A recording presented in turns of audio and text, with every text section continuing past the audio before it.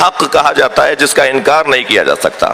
میں ایک جملہ، ایک مفہوم بیان کرنا چاہ رہا تھا، جتنی آپ کی توجہ میرے ساتھ اچھی ہوگی اتنا میرا بیان بھی اچھا ہوگا۔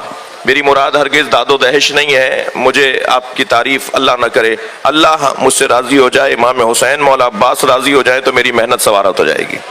تو یہ ممکن ہے کہ کسی کے نزدیک حق ثابت ہو مگر وہ اقرار نہ کرتا ہو، تو تعریف حق میں یہ نہیں کہا گیا ہے کہ وہ جو اقرار کرتا ہو، تعریف حق میں یہ کہا گیا ہے جو انکار نہ کیا جا سکے۔ تو آپ بڑے بڑے اہل بیت کے دشمنوں سے پوچھ لیجئے کہ تم نے علی ولی اللہ تو نہیں پڑھا مگر کیا تم یہ بھی نہیں مانتے ہو کہ علی حق ہے؟ بھائی کتنا بڑا نام، ایک آپ کے سامنے نام لے رہا ہوں، کتنا بڑا نام ہے عمرو ابن عاص کا، کہ جب حضرت ابن عباس سے مقابلہ ہوا، دیجیے ابرار بھائی کو دے دیجیے، جب حضرت ابن عباس سے ان کا سامنا ہوا تو مولا کی شہادت ہو چکی تھی، مولا علی شہید ہو چکے تھے۔ تو عمرو عاص نے ابن عباس سے کہا کہ علی نہیں رہے، یاد تو آتے ہوں گے۔ تو حضرت ابن عباس کی آنکھوں میں آنسو آ گئے اور مولا کے فضائل انہوں نے بیان کیے۔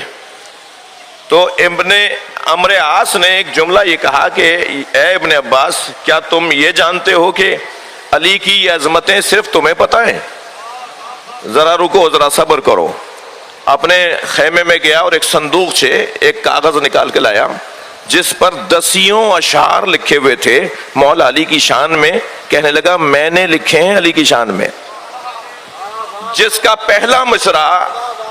پہلا مصرع محاورہ بن گیا۔ عرب لوگ بھی تشریف فرمائیں، عربی محاوروں کو جاننے والے آپ بھی تشریف فرمائیں۔ جس کا پہلا مصرع، ایک محاورہ میں آپ کو عربی کا سنا رہا ہوں، اور وہ محاورہ عمرو عاص کے اشعار کا پہلا مصرع ہے، الفضل ما شہدت بہ العادہ۔ صلوات پڑھیں ذرا محمد و آل۔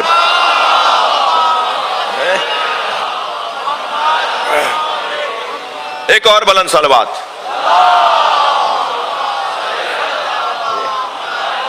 الفضل ما شہدت بہ العادہ، فضیلت تو ہے ہی وہ جس کا اقرار دشمن کرے۔ اپنے آپ کو کہہ رہا، ظاہر ہے کھلا دشمن ہے تو کہہ رہا ہے میں دشمن تو ہوں علی کا، مگر میں خود اقرار کر رہا ہوں کہ علی کے اندر فضائل ہے۔ تو عزیزو، اچھا پھر سب کچھ جاننے کے باوجود بھی وہی جو میں نے ابتدا میں ابھی کہا آپ سے، سب کچھ جاننے کے باوجود بھی اگر مولا علی سے دوری ہو، اگر حق سے دوری ہو، تو پھر یا وہ حسد کی بنیاد پر ہے، یا وہ کینے کی بنیاد پر ہے، وہ یا جہالت کی بنیاد پر ہے، یا وہ بغض کی بنیاد پر ہے، یا تعصب کی بنیاد پر ہے۔ یہ ساری اخلاقی برائیاں وہ ہیں جنہوں نے اہل بیت کو تکلیف پہنچائی ہے۔ لہذا ہر وہ اوزار جس سے اہل بیت کو ذبح کیا گیا ہو، اہل بیت کو اذیت پہنچائی گئی ہو، وہ اوزار اہل بیت والوں کے پاس نہیں ہوتا۔ اس اوزار سے، اس ذریعے سے ہمیں اپنے آپ کو بچانا ہے۔ توجہ چاہوں گا۔ تو کیا تعریف ہوئی؟ الحق ثابت، حق اسے کہتے ہیں جو ثابت ہو، جس کا انکار نہ کیا جا سکتا ہو۔ ٹھیک ہو گیا؟ اب حق ہے کیا؟ الحق مع علی وعلی مع الحق، حق علی کے ساتھ ہے اور علی حق کے ساتھ ہے۔ اللہم ادر الحق حیث ما دار علی، یا اللہ حق کو وہاں موڑ جہاں علی جا رہا ہو۔ تو اب پیمانہ کیا ہوا حق پہچاننے کا؟ مولا علی کی ذات۔ آپ کی توجہات میرے ساتھ ہیں تو میں اپنی بات کو اور مضبوط کر رہا ہوں۔ آئمہ اہل بیت نے جب خود آئمہ اہل بیت کو، یعنی اہل بیت نے جب خود اہل بیت کو سلام کیا ہے نا، تو کن الفاظ سے سلام کیا ہے؟ السلام علیکم یا موازین الاعمال، سلام ہو اس گھرانے پر جو اعمال تولنے کا ذریعہ ہے۔ کس کی کتنی سنگین نماز ہے، کس کا کتنا مہنگا روزہ ہے، کس کی کتنا قیمتی حج ہے، بس وہ اپنے اندر ٹٹولے کہ علی کتنا محترم ہے، اہل بیت کتنے اس کے دل کے اندر محترم ہیں۔ جتنا اہل بیت اس کے دل میں سنگین ہوں گے، محترم ہوں گے، مقام رکھتے ہوں گے، اتنا ہی نماز روزوں کی قیمت بھی بڑھتی چلی جائے گی۔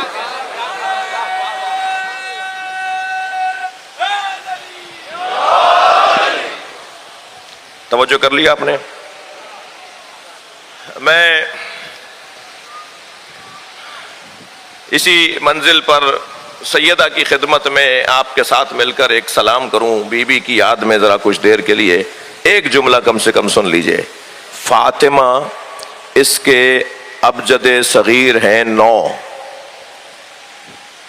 فاطمہ کا ابجد صغیر ہے 9 اور حق کا ابجد صغیر ہے 9۔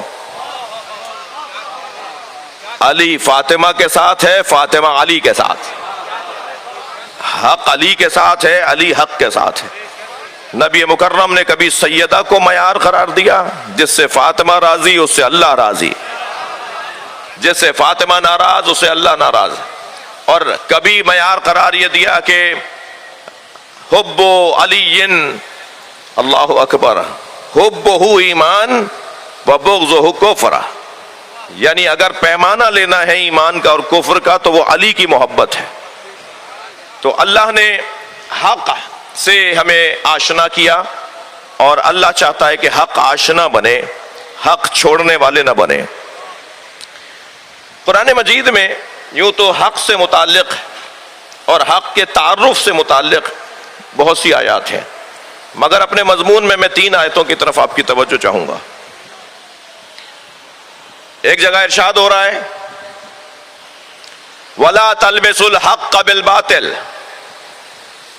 وَتَكْتُمُونَ الْحَقَّ وَأَنْتُمْ تَعْلَمُونَ، خبردار حق اور باطل کو مخلوط نہ کرو، حق اور باطل کو مخلوط نہ کرو، اور خبردار حق چھپایا نہ کرو۔ توجہ چاہ رہا ہوں عزیزان گرامی، یہ توحید پروردگار اور ولایت علی 2 ایسے موضوع ہیں جن کو چھپانے والا یا کافر ہو جاتا ہے یا منافق کہلاتا ہے۔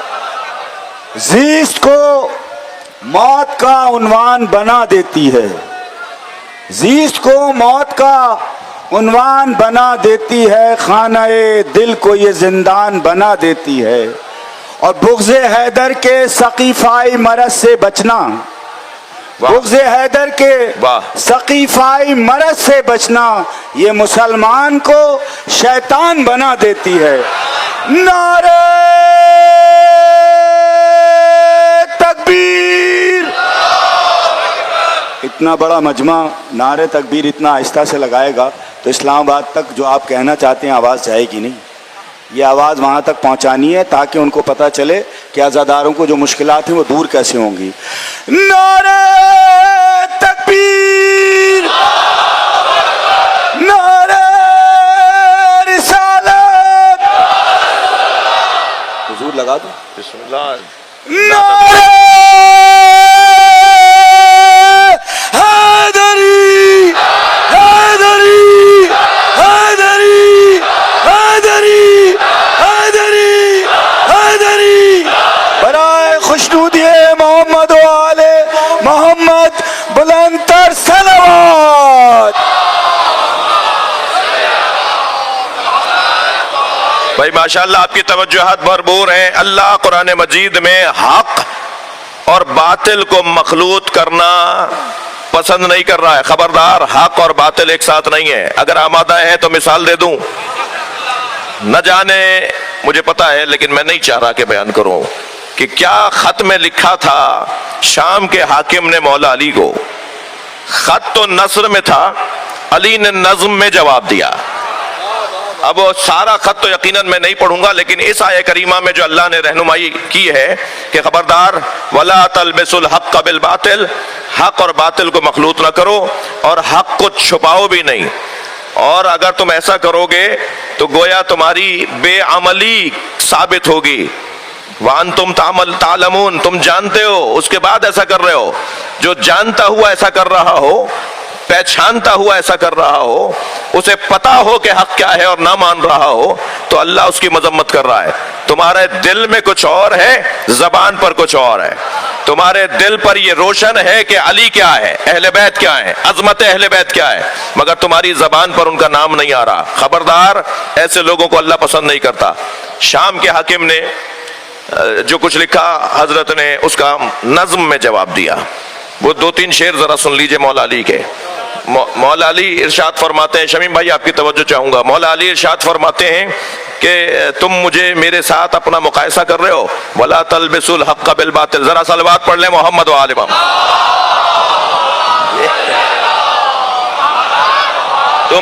तुम मेरा और अपना मुकायसा कर रहे हो तो सुनो, अल्लाहु अकबर। सबक़्तुकुम इलल इस्लाम तुर्रा, तुम में से किसी का पता नहीं था और मैं इस्लाम का मुहाफिज था।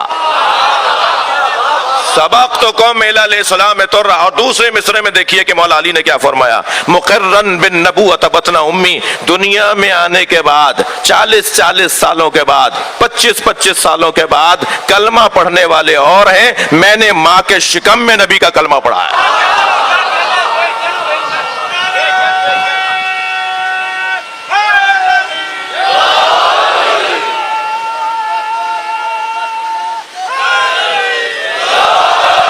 माशाअल्लाह। मेरे मौला फरमाते हैं, मुक़र्रन बिन नबुव्वत बतना उम्मी, मैंने माँ के शिकम में नबी का कलमा पढ़ा है। व जाफरुन लज़ी, थके हुए तो नहीं आप, व जाफरुन लज़ी यज़हा व यमसा, और वो जाफर तैयार जो सुबह शाम यतीरो माल मलाइकत इब्न उम्मी, वो जाफर तैयार जो सुबह शाम जन्नत में फरिश्तों के साथ परवाज करता है, वो मेरा माजाया है। मैं जाफर तैयार का भाई हूं। और अब तीसरा शेर सुनिए, और वो शेर जिसकी खातिर मैंने आपको 3 और शेर भी सुना दिए मौला अली के। मौला फरमाते हैं, अल्लाहु अकबर, मौला फरमाते हैं, सुनो, व बिन्त मुहम्मदिन सुकना व उर्सा, नबी की दुख्तर मेरी राहत जान है, नबी के दुख्तर मेरा वजूद है। बिन्त मुहम्मदिन सुकना व उर्सा, मसूतुन लहमुहा बिलहमी व दमी, मेरा खून और उसका खून एक है।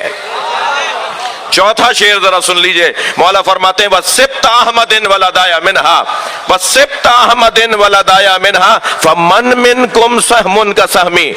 अल्लाह अकबर।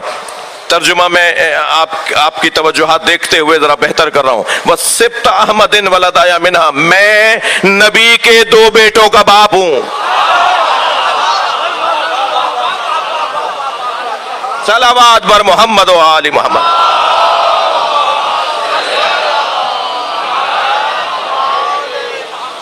भाई खूने जिगर की गुफ्तगू है और आपकी तवज्जुहात माशाअल्लाह। और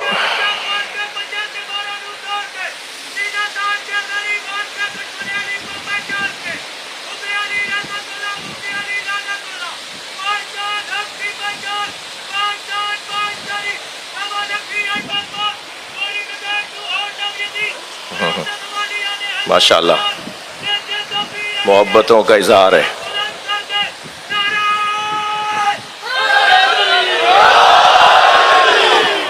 मौला अब कुरान ये कह रहा है कि खबरदार हक और बातिल को मखलूत न करो और खबरदार हक मत छुपाया करो। एक और मरहले पे कुरान ने हक के बारे में हमारी रहनुमाई फरमाई, और वो रहनुमाई ये है कि वह अक्सरुहुम लिल हक़ कारिहून, अक्सर हक के बारे में कराहत रखते हैं। अक्सर वो हैं जो हक के बारे में नापसंदीदगी का इजहार करते हैं। हक के बारे में जरा मुंह उतर आता है। मैं लफ्जों को बेहतर कर रहा हूं, जब हक की बात आती है तो चेहरा फीका पड़ जाता है। ये तो कसौटी बहुत पहले अहले बैत ने दे दी है। मैं और लफ्जों को बेहतर कर रहा हूं, ये कसौटी तो बहुत पहले नबी ने दे दी है कि अगर ये जानना चाहते हो कौन मोमिन है कौन मुनाफिक है, उसके सामने अली का जिक्र कर दिया करो।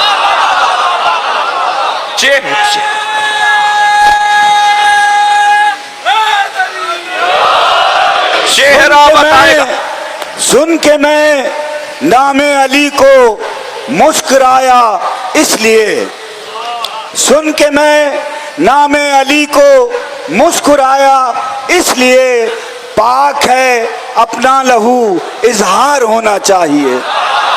پاک ہے اپنا لہو اظہار ہونا چاہیے، اور ہر کسی کو دولت عشق علی ملتی نہیں، ہر کسی کو دولت عشق علی ملتی نہیں، پہلے ماں کو صاحب کردار ہونا چاہیے۔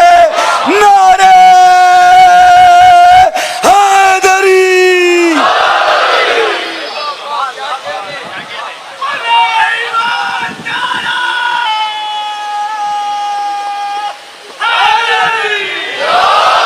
اکثرہم للحق کارہون، اکثر، اب آپ کو سمجھ میں آ گیا جب قرآن نے پہلے ہی کہہ دیا کہ علی کے ساتھ اکثریت نہیں ہوگی، جب اللہ نے پہلے ہی کہہ دیا ہے کہ حق کے ساتھ اکثریت نہیں ہوتی، جب قرآن کہہ رہا ہے کہ حق تنہا تنہا رہتا ہے، حق اکیلا اکیلا رہتا ہے، اکثر لوگ تو حق کے ساتھ کراہت رکھتے ہیں، یعنی دوری رکھتے ہیں، حق کو پسند نہیں کرتے، حق بات کو پسند نہیں کرتے۔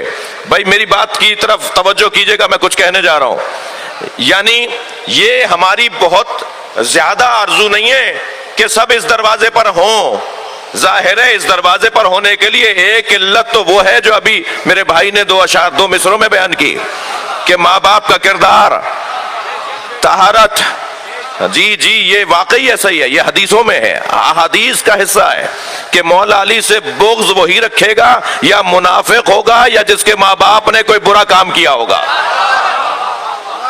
جی یہ تو ہے نا، ہونا ہے، حق سے دوری یہ معاشرے میں ہونی ہے۔ اب اس بنیاد پر میں آپ سے توجہ چاہوں گا، اس بنیاد پر کیا اقل لوگ، کم لوگ، تعداد میں کم لوگ وہ بھی حق چھوڑ دیں؟ تھوڑا گردن ہلاؤ بھائی۔ کیا اس بنیاد پر، اچھا وہ تو کہتے ہیں، بعض تو کہتے ہیں کہ جی اگر آپ حق پر ہیں تو پھر آپ کو تو زیادہ ہونا چاہیے، قرآن کہہ رہا ہے جو حق پر ہوتا ہے اسے کم ہونا، وہ کم ہوتے ہیں۔ تم کہہ رہے ہو جو حق پر ہو، صحیح ہو، سچے ہو، تو تمہاری تعداد کم کیوں ہے؟ پہلی بات تو یہ کہ اکثرہم لا یعقلون، قرآن نے کہا اکثر تو عقل ہی نہیں رکھتے۔ پھر قرآن نے کہا اکثرہم للحق کارہون، اکثر تو وہ ہیں جو حق سے کراہت کرتے ہیں۔ تو اکثر کا عنوان اور ہے اور ان سے کم کی تعداد کا عنوان اور ہے، اور اگر اکثریت ہی حق ہے، توجہ چاہوں گا کہ جو اکثریت میں ہے وہی حق پر ہے، تو پھر اکثریت میں تو مسیحی ہیں اس وقت، تو کیا کسی میں جرأت ہے کہ کہہ دے کہ ہم بھی وہیں چلے جاتے ہیں؟ کوئی وہاں جانے والا ہو، مجھے اس سے غرض نہیں ہے، مگر ہم تو مہدی کے انتظار میں ہیں کہ سب وہاں سے یہاں آئیں گے۔ صلوات پڑھ لیں امام کی ذات پر۔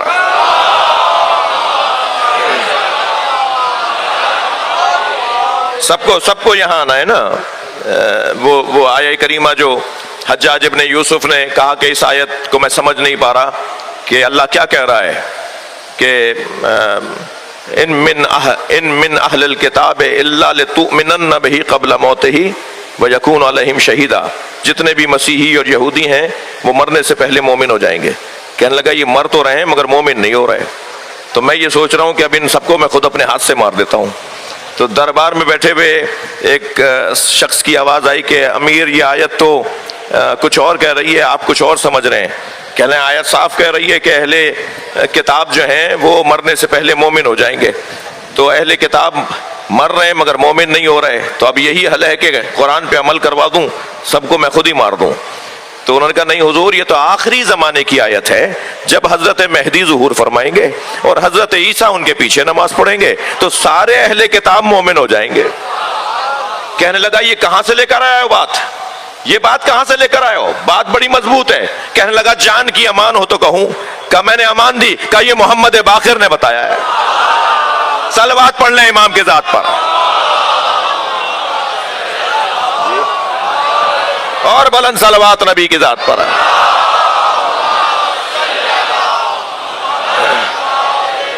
تو میرے عزیزوں، میں ایک مفہوم اور ایک پیغام دینا چاہ رہا ہوں، ملفوف اور مکتون اور ملفوف آپ کو پیغام دے رہا ہوں۔ یعنی میں بات اشارے میں کروں گا، صاحبان میں کنائے میں بات کروں گا، صاحبان فہم تشریف فرمائیں.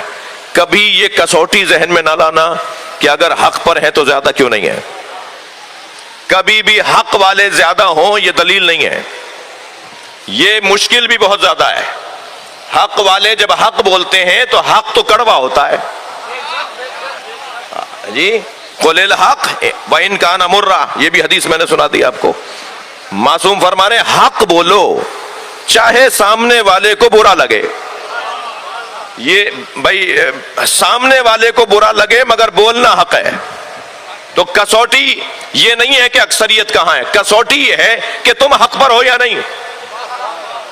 اگر تم کم بھی ہو اور حق پر بھی ہو، حق پر ہو اور کم ہو تو تسلی رکھو کہ مستقبل تمہارا ہے، اور مستقبل ہر اس وجود کا ہے کہ جس کے ساتھ حق ہے اور وہ حق کے ساتھ ہے.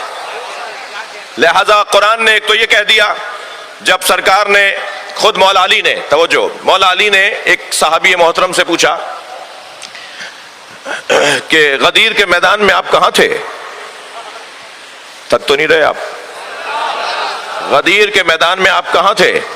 تو انہوں نے فرمایا میں تو حضرت کے سرکار کے ممبر کے قریب تھا. تو مولا نے فرمایا تم سرکار کے ممبر کے قریب تھے تو سنا تھا کہ میرے بارے میں کیا کہا تھا؟ تو جیسے ہی مولا علی نے یہ سوال کیا نا تو دائیں بائیں دیکھ کے کہنے لگے میرا حافظہ کام نہیں کر رہا. کتنا بڑا نام ہے خواجہ حسن بصری، صوفیہ کرام کے مرشد اول شمار ہوتے ہیں.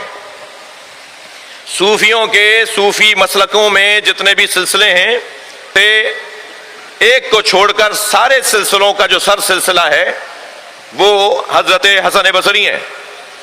اور حضرت حسن بصری کی ولادت ہو رہی ہے حضرت عمر کے دور میں، اور وہ جو بھی نبی سے قول نقل کرتے ہیں وہ کہتے ہیں کہ قال رسول اللہ، رسول اللہ نے یہ فرمایا، کوئی راوی بیچ میں نہیں لاتے. تو کسی نے ان سے پوچھ لیا کہ آپ تو رسول اللہ کے زمانے میں تھے ہی نہیں، آپ رسول اللہ سے کیسے قول کو نقل کر سکتے ہیں؟ آپ بتائیے نا کہ آپ کے اور رسول اللہ کے درمیان میں رابطہ کون تھا، فاصلہ کون ہے، کس سے سنا کہ رسول اللہ نے فرمایا؟ تو کہنے لگے جتنے بھی قول میں نے علی سے سنے ہیں وہ سب میں کہتا ہوں رسول اللہ نے فرمائے. تو کہنے لگے پھر آپ علی کا نام کیوں نہیں لیتے؟ کہنے لگے میری اولاد زیادہ ہے، خانوادہ بہت بڑا ہے، مجھے زندہ رہنا ہے. بہت مشکل ہے. صلوات پڑھ لیں ذرا محمد و آل محمد.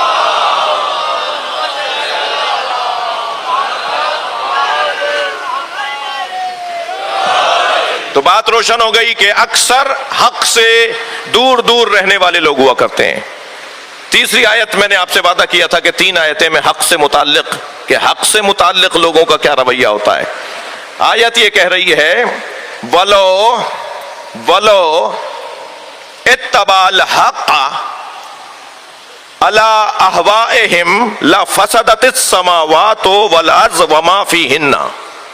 اگر حق ان کی خواہشات پر عمل کرنے لگے، بھائی توجہ بڑھائیے، اگر حق ان کی خواہشات پر عمل کرنے لگے یعنی ان کی پیروی کرنے لگے تو پھر آسمانوں زمینوں میں فساد ہو جائے گا، اور جو ان کے درمیان ہے اس میں بھی فساد آ جائے گا. یعنی زمین اور آسمان مفسد ہو جائیں گے، زمین اور آسمان فساد کا شکار ہو جائیں گے، معاف کیجئے گا، زمین اور آسمان فساد کا شکار ہو جائیں گے، اور جو کچھ اس کے اندر ہے. کیوں، کب ہوگا ایسا؟ اگر حق ان کی پیروی کرنے لگے جو حق سے دور ہیں اور حق کے دشمن ہیں، حق کے مخالف ہیں. چلیں بھائی انہیں بھی مان لیتے ہیں، انہیں بھی مان لیتے ہیں، کیا کریں، کیسے رہیں؟ قرآن تو قاعدہ یہ دے رہا ہے کہ حق کو اپنے غیر کی پیروی نہیں کرنی. تھکے تو نہیں بیٹھے، مثال دے رہا ہوں. میں توجہ آپ سے زیادہ چاہوں گا اس منزل بیان پر. حق کبھی بھی ان کی خواہشات نفسانی کی پیروی نہیں کر سکتا، اس لیے کہ اس سے فساد ہوگا. تو اب یہ مت کہنا کہ انہوں نے بیعت کیوں نہیں کی. اس گھرانے کا، ان ہستیوں کا کسی اور کی بیعت نہ کرنا یہ قرآن کے مطابق ہے. مولا حسین فرما رہے ہیں مثلی لا یبایع مثلہ، مجھ جیسا اس جیسے کی بیعت نہیں کر سکتا. تو ہم اس قول کو حق آشنا لوگوں کے لیے، حق پیروی کرنے والے لوگوں کے لیے کہتے ہیں کہ امام حسین نے اس کو تحریک بنایا ہے، یعنی قیامت تک امام حسین نے اپنی قربانی کو تحریک بنا دیا۔ کہ ایک صلوات پڑھ لیں ذرا، محمد و آل محمد۔ حق پہ جیو، حق پہ مرو، ظالم کی صحبت میں جینا ذلت ہے۔ حق پہ جیو، حق پہ مرو، ظالم کی صحبت میں جینا ذلت ہے۔ دے گئے یہ پیغام شہید کرب و بلا، دے گئے یہ پیغام شہید کرب و بلا، حق پہ فنا ہو جانے میں ہے راہ بقا۔ ظالم سے ظالم سلطان کے آگے حق کی بات کرو، کلمہ گویو، نعرہ حیدری۔ کیا پیمانہ دے رہا ہے اللہ؟ پیمانہ یہ ہے کہ ولو اتبع الحق علی اہوائہم، اگر حق ان کی خواہشات کی اتباع کرنے لگے تو کیا ہوگا؟ لفسدت السماوات والارض وما فیہن، تو آسمانوں، زمینوں اور ان کے درمیان جو کچھ ہے وہ سب برباد ہو جائے گا۔ یہ ترجمہ بہتر رہے گا، وہ سب برباد ہو جائے گا، وہ سب ختم ہو جائے گا اگر حق نے کسی اور کی پیروی کرنا شروع کر دی۔ تو امام حسین کیا فرما رہے ہیں؟ مثلی لا یبایع مثلا، مجھ جیسا اس جیسی کی بیعت نہیں کر سکتا۔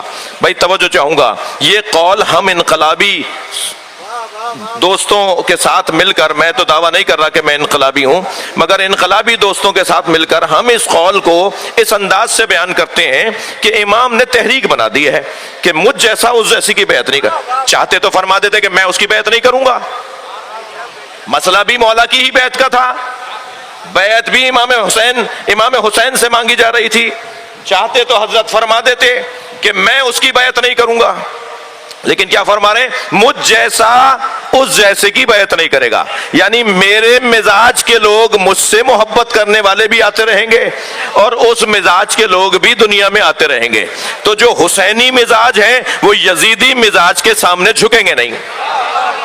مثلا یہ پیغام ہم جہاں دیتے ہیں نا، بالکل صحیح ہے یہ پیغام، اس کا یہ مطلب بھی نکلتا ہے جو مطلب ابھی میں نے آپ کو بیان کیا، اور بڑے سجا کے میں نے تو 2 منٹ میں بھی شاید نہیں بیان کیا، جلدی بیان ہو گیا، پوری کتابیں لکھی گئی ہیں اس کے اوپر، باقاعدہ اس کے اوپر سیمینار ہوئے کہ یہ امام نے کیا فرما دیا، مجھ جیسا اس جیسی کی بیعت نہیں کر سکتا۔ مگر آج کے مضمون میں مولا کا یہ قول مولا کی شہادت کے بعد نہیں دیکھ رہا، میں مولا کا یہ قول مولا کی شہادت سے پہلے کے منظر میں دیکھ رہا ہوں۔ مجھ جیسا اس جیسی کی بیعت نہیں کر سکتا، تو کوئی تو کھڑا ہو کر کہتا کہ آپ کے بابا نے کر لی تھی۔ نہیں میری بات گئی نہیں ہے، میری بات گئی نہیں ہے، صلوات پڑھیں ذرا محمد و آل۔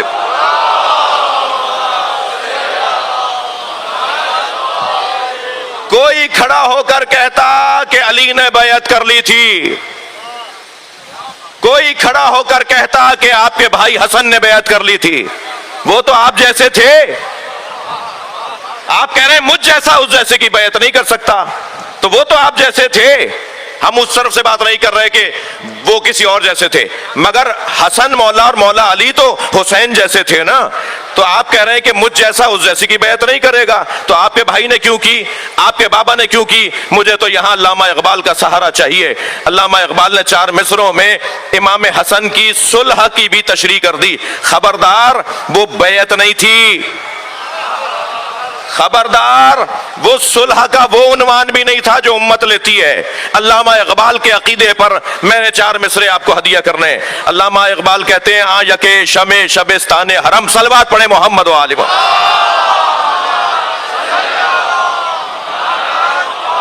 آ یکے شمع شبستان حرم، سیدہ کے بچوں میں ایک وہ ہے جو حرم الہی کی شمع ہے۔ بھئی 8 محرم کی مجلس ہے اور میرا بیان فضائل کے باب میں اپنے کمال پر اور اتمام پر پہنچ رہا ہے۔ میں کچھ ہی دیر بعد مصائب کے بیان میں داخل ہو جاؤں گا۔ آ یکے شمع شبستان حرم، وہ سیدہ کا ایک بچہ جو حرم الہی کی شمع ہے، یعنی جس کی وجہ سے مکہ آباد ہے، جس کی وجہ سے مدینہ آباد ہے، وہ جس کی وجہ سے اللہ کا نام باقی ہے، یکے شم شبستان حرم حافظ جمیعت خیر الامم، جس نے بہترین امت مصطفیٰ کو مرنے سے بچایا ہو۔ بھئی 2 مصرے اور رہتے ہیں، 4 مصرے ہیں علامہ اقبال کے امام حسن کی شان میں۔ یکے شم شبستان حرم، وقار بھائی آپ سے توجہ اور چاہوں گا، یکے شم شبستان حرم حافظ جمیعت خیر الامم، تا نشیند آتش پیکاروں کی، بس ایک ہی بات تھی کہ کسی طرح جنگ کی آگ ٹھنڈی پڑ جائے۔ یہ جو جنگ کا ماحول بنا ہوا ہے اسے بند کرو، یہ جو مسلمانوں کے سر اتر رہے ہیں انہیں روکو، یہ جو مسلمانوں کا خون بہ رہا ہے اسے بند کرو۔ تا نشینت آتش پیکاروں کی، پشت پازد بر سرے تاج و نگیں، حسن مجتبیٰ نے تخت و تاج کو لات مارا تھا، بیعت نہیں کی تھی۔